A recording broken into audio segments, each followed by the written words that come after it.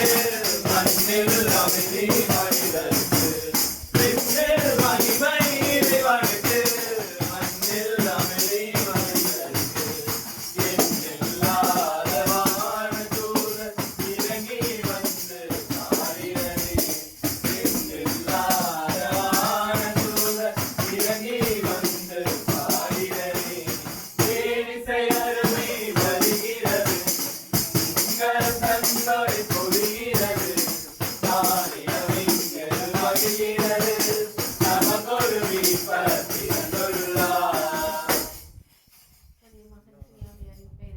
ஆமென். அன்பின் ஆண்டவரே, நாங்கள் கேட்பதற்கு மேலான ஆசீர்வாதங்களை எங்களுக்கு ஒவ்வொரு நாளும் கொடுத்து கொண்டிருப்பதாக நன்றி கூறுகின்றோம்.